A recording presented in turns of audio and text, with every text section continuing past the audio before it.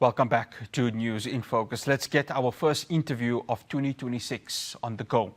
Now, the current government of Venezuela has said it is in exploratory talks to restore diplomatic ties with the United States in the wake of Washington's abduction of President Nichloas Maduro. The government is currently being led by interim President Delcy Rodriguez, and she said that the U.S. Department of State officials were visiting Caracas and that Venezuela would soon reciprocate by sending a delegation to Washington. Now, U.S.-Venezuela relations stank in the wake of the rise of left-wing President Hugo Chavez in 1999. Over the following 10 years, both countries withdrew its respective ambassadors. Joining me now, I'd like to welcome Diego Sequera. He's a journalist and is also a researcher at a Venezuelan think tank called Mision Verdad, and he joins me now from Caracas. Diego, absolute pleasure having you on. Thank you so much for joining us. Thank you for having me, Hilaal. No, it's my pleasure. No, it's an absolute pleasure. Diego, I think in the midst of the raid that had happened in Caracas on January the 3rd, what people tend to forget that there were civilians that were murdered. And I think it's important to sort of point to that, isn't it? That civilians were killed, and yet there seems to be a sort of pushback to try and not just tell the story, but some sort of accountability mechanisms towards the United States. Yes, it was. I mean, we're talking about 100 people dead so far, according to the Minister of Interior's numbers from last week, which includes, yes, civilians and military personnel, and equal amount or its whereabouts of wounded people.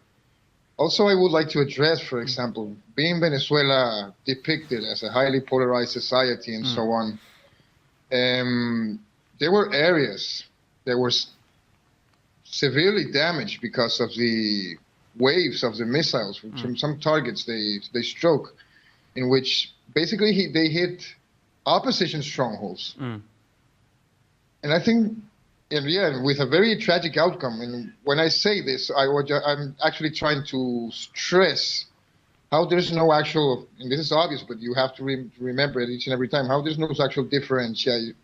I don't know the exact pronunciation. Apologies for that neologism.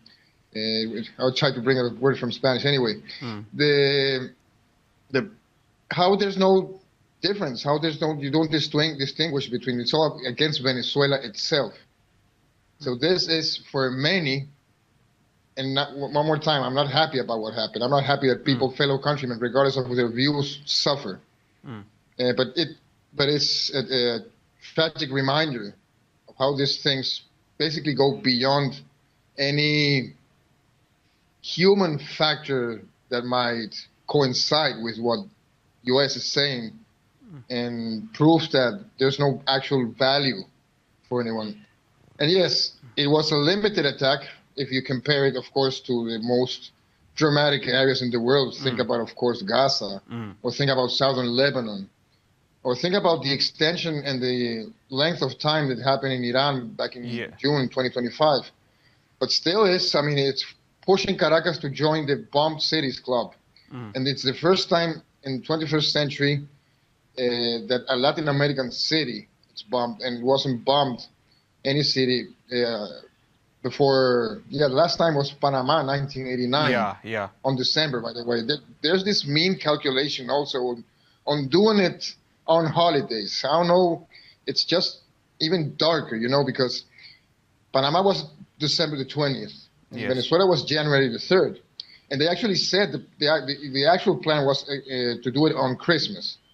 Christmas here is extremely important, sociologically speaking and culturally speaking. So just imagine what would happen, what kind of scar, just to try to reshape a country from that moment on. So it is quite disturbing in that sense. I mean, Diego, of course, Manuel Noriega from Panama in 1989, and of course, in between the time of Christmas and New Year.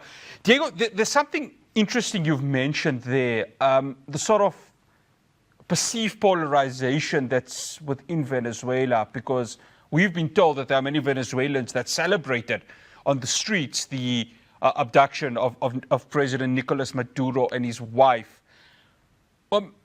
Could you maybe confirm to us whether that's the case, or is there sort of united backing of Maduro and distrust and disgust at the United States on what they did 9 days ago? Yeah, the details are the one that tell you that's going to organize the picture. There is no, inside Venezuela, there is no celebration of the attacks whatsoever. I don't know, of course, on a private level, but even on a community level, you have to bear some shamelessness in order to do that. Most of the celebrations that we've seen, which they are true, are basically led by the Venezuelan diaspora in some places, just like Madrid, Miami, Buenos Aires. And mind you, this is a specific segment of the diaspora. Yeah. The Venezuelan diaspora, one of the youngest, sadly, and also an outcome of the intensity of meddling inside Venezuela, it's also class divided. And this is the people who actually have access to phone, to social media, but most importantly, I think, time to do it. Because there's a huge belt of Venezuelans that have to work and have to make ends meet and don't have time for this, and probably are not happy getting the news from their people from anywhere in Venezuela regarding this, and especially, of course, in this case, Caracas. So those are the people celebrating. Then you got mostly three approaches inside Venezuela. You have, of course, the most mobilized part of society, politically speaking, which is rallying daily in most of the cities, in most of the main cities in Venezuela, but especially, of course, one more time in Caracas. And then you have people who might not be as politically engaged, but nevertheless, they feel this as an attack against Venezuela. They never supported this kind of threats. They never supported the idea of U.S., owning the Venezuelan political process, or the attempt to, of course, and they side with the government and the state at this point. And I think that's important. Then you have more common people that are basically trying to wade through the hardships or the demanding. It's not hardships in that sense of the economy. So it's not an even picture, and of course, but most importantly, the celebrations are not inside Venezuela, and I think this is something that have to be taken into account. There was an important report days before, of course, the attack had occurred, Diego, where Nichloas Maduro was ready to sit down and offer a deal to Donald Trump, or have a sit-down negotiating with Donald Trump. That, of course, has been blown out of the window. Was this really an important sign that supposed diplomacy was going to happen right there to make sure what we saw on January the 3rd was not going to happen? How important was that suggestion that Venezuela was ready to sit to, of course, deal with what is essentially the overarching aspect of the United States abduction of Maduro and his wife, dealing with these narco-traffickers? The U.S. knows and has already known for a long time, and regardless of this administration, the previous one, or Trump before that one, Trump won, and even before that one, Obama, that Venezuela, first of all, has always been willing to dialogue, to negotiate. I mean, I'm talking about the current Venezuelan government, and to speak as normal fellow partners in the same hemisphere, just like any other country. That's the whole thing, and that's part of the problem. Many of those scoops that were saying that, I don't know, the extent of the negotiations and what was, according to New York Times, for example, Venezuela willing, or Nicolás Maduro himself willing to concede. I don't buy the specifics of them all, but of course, I know President Maduro in that sense. I know he has always been willing to talk and to build a way out of this. He's a very skilled negotiator, and historically speaking. And And yes, I mean, that would have involved concessions, but that wouldn't involve, a turnabout face about the fundamental tenets of first Venezuela sovereignty and independence and Venezuela commitment with its partners. Sure. Because Venezuela is a serious player in that sense. So I guess it's possible.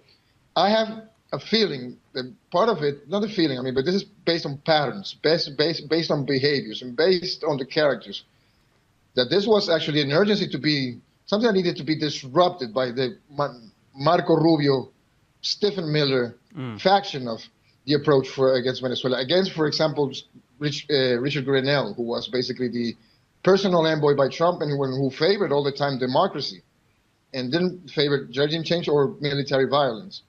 So what I'm saying here is that this has always been a Venezuelan official position, even now, mind you. Regardless of the ways it has to be weighted at this moment, what Delcy Rodriguez, our interim president, has been saying is basically something that Nicolás Maduro said a week before. Yeah. Diego, I'm going to have to stop you there because we have to go to a break. But we're going to touch on, of course, the Delcy Rodriguez scenario at this moment. But after the break, sure, I want to touch on one of the other pertinent matters, the oil and the reserves that Venezuela has at this moment. My conversation with Diego Sequera continues after this break.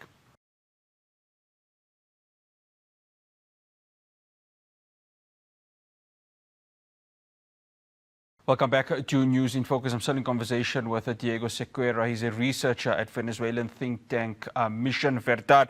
I'm going to read this from his Truth Social media. I'm not going to be that long with it because it's quite a lengthy one, Diego, where he says, I'm pleased to announce that the interim authorities in Venezuela will be turning over between 30 and 50 million barrels of high-quality sanctioned oil. He had to mention, of course, the word sanction, to the United States of America. Of course, it's out there for everyone to read. Now, Diego, I had the Venezuelan ambassador to South Africa just before, of course, the holiday period here, and the question and the discussion of oil had to be brought in. And this is not conspiracy theory that America went to Venezuela for oil. When you listen to the rhetoric from the US, Trump, it is saying the oil, the oil, the oil. And it's hard to ignore that, isn't it? Sure. I mean, now it's clear for anyone who is intellectually honest to see through the narrative and this crazy spin that preceded the whole bluntness of the actual interest regarding Venezuela and the actual motive that mobilized and went on a limited scale, shock and awe on January the 3rd. I mean, this dispels anything that has been said before, not even by Trump, I might add, but by any other U.S. president and official. Sorry. No problem. Yes, it has always been about oil, but this goes further than that. In that related to oil itself, this is about shoring up the possibilities of the power of the petrodollar. This is important because, yes, of course, the obvious aspects and the most explicit ones stated by Trump delve around this kind of quote-unquote victory, which is not, by the way. It's a sugar-high win. But it goes deeper. It goes deeper than the oil. That's what I'm trying to say.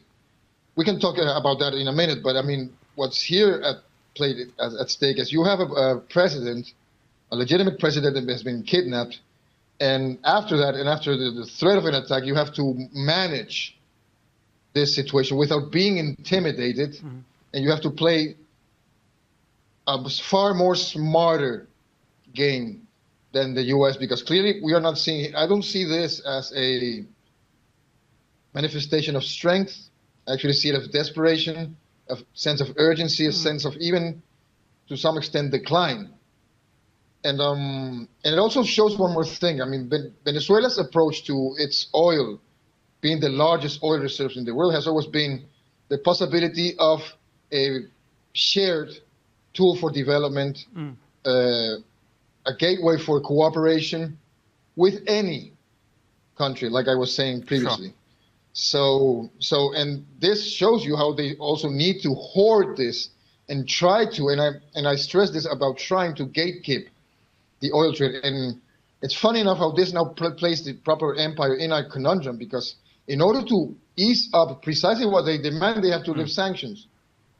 They have to lift many sanctions and backtrack a lot of the basic tenets of their aggression against Venezuela for a decade, more than a decade. People forget. People and media loves to make people forget about the causes of Venezuelan hardships in the economy and the oil industry and elsewhere. It started and it was boosted and it was deformed by more than a decade and over 1,000 sanctions issued by the Department of Treasury. And now we are back in a point in which you saw the meeting. You saw the meeting with the U.S., with Big Oil, a place that basically is going to see the recovery of Biden's approach to allowing U.S. companies to work inside Venezuela. And it's funny enough, because that shows you something far more important. Regardless of the bustling, of the noise, of the screaming, of the typos, of the long stream of conscious posts, there doesn't seem to be a clear plan. There's a lot of improvisation. You saw also what Exxon did, what ExxonMobil said about being uninvestable Venezuela at this point, which is actually a code name for full regime change. This is not, this is not only objective economic concerns or financial concerns for their partners or their board of trustees or whatever. And so now we're in this situation in which it seems like a plan that's kind of Frankensteinish in the sense that it has like input from several different proposals, and it has this form now, and it has many short-term and mid-term and even long-term contradictions going on. Diego, this shows you. Diego, sorry, I have to cut you there because I want to bring in, and you mentioned it before we went to the break, Delcy Rodriguez. Currently, she's the interim president. Washington has said that they're open to potential talks with her. What are the Venezuelan people expecting? Because you've got Delcy Rodriguez sitting there, but on the other extreme, you've got Maria Machado, who quite frankly is somehow lobbying to get into that leadership position in Venezuela. The rhetoric coming out, and maybe you can correct me on this, is that majority of the Venezuelans are not interested in seeing Machado go in and become the president of Venezuela. Talk to us about that. What is the expectations from Venezuelans in such a fragile time at this moment? Well, it's a work in progress up to this point. But you point out something that's quite real and sensitive here, but also linking up with the previous question and commentary. I mean, these are also signs of also how desperate they were to reach to this point and how fed up they were, for example, one, of no social breakdown, no civil unrest, no coup, no civil war, nothing inside of Venezuela previously to the kidnapping, regardless of that armada that was building up in the Caribbean. And then another element, which is also on record, that Trump was basically fed up with Nichloas Maduro defiantly dancing and smiling at the different rallies he held before he was being kidnapped. And funny enough, Maria Corina Machado, I think now it's even worse from Venezuelan perspective. She had, at 2024, she had like the highest moment of approval, which was, of course, on a big PR on steroids campaign that also boosted her. And she has been losing steam ever since. And a lot of people basically cannot agree with the fact that she has been promoting just, to give away the country. And this is public. I mean, I'm not saying something, I'm not, this is not common, this is not op-ed. You can check it out. I mean, just look for her. All these forums saying that Venezuela will become the hub and he's going to give away everything of the country, not only oil, but the other resources to the United States. And then you see how unserious she actually is. And also, it looks bad when you're celebrating and supporting the bombing of the city that she also comes from. She was born here in Caracas as well. And how do you think people are going to feel about that? People who might not support the government, but suddenly see this leader celebrating. And after that, being sidelined in a very humiliating way. And now we have Marco Rubio doing his best to keep her between Trump's eyes in order to not lose her. Sure. And herself getting into those, trying to give away her Nobel Prize to Trump and so on. But overall, I'm saying all of this because of this basic reason. Who do they pick to manage the situation, quote unquote manage? I mean, they don't like Delcy Rodriguez, but they do know that Maria Corina Machado is completely unqualified. And if it's about oil, putting her in office would be a mess. And this is even acknowledged by Rubio himself and Maria Corina Machado. It's a Marco Rubio asset.